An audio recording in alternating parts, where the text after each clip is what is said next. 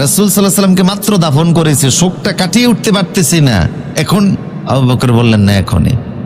সাহাবায়ে কেরাম যেতে রাজি হলেন না। আবু বকর বললেন তোমরা না গেলে আমি একা যাব বলেই তিনি ঘোড়ার পিঠে উঠলেন।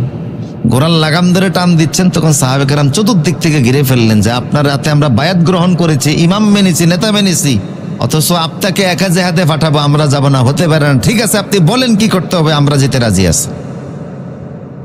তখন তিনি বললেন যে যারা যাকাত দিতে অস্বীকার করছে, সে আবাস জুরিয়ান নামক গোত্রের গ্রুপের লোকেরা, আমি নিজে তাদের বিরুদ্ধে জেহাদে বের হচ্ছি, এই যুদ্ধের সেনাপতি আমি নিজে। আর ভণ্ড যে নবুয়াত দাবি করছে মুসাইলামাতুল কাজ্জাব ইয়ামামা অঞ্চলে, সেখানে সেনাপতির দায়িত্ব পালন করবে খালিদ বিন ওয়ালিদ রাদিয়াল্লাহু তাআলা আনহু।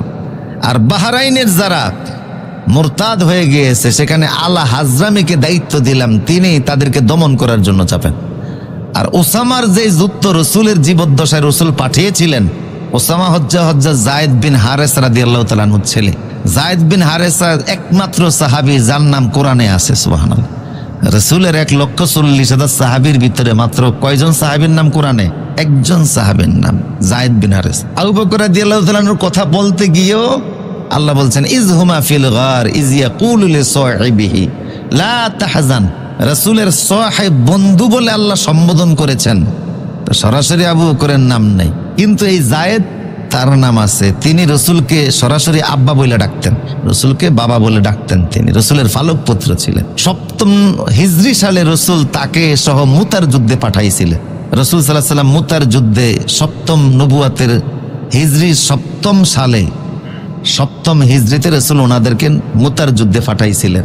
এবং পাঠানোর সময় রসুল সানিয়াতুল ওয়াদা, যেটা মদিনার প্রান্তিক এলাকা, এই এলাকা পর্যন্ত ওনাদেরকে রসুল আনুষ্ঠানিক বিদায় দিয়েছিলেন। আনুষ্ঠানিক বিদায় দেওয়ার প্রাক্কালে রসুল সাল্লাল্লাহু আলাইহি ওয়াসাল্লাম বললেন যে এই মুতার যুদ্ধে যায়েদ বিন হারেসা প্রথম সেনাপতির দায়িত্ব পালন করবে। সে যদি শহীদ হয় তাহলে জাফর বিন আবি তালেব সেনাপতির দায়িত্ব পালন করবে।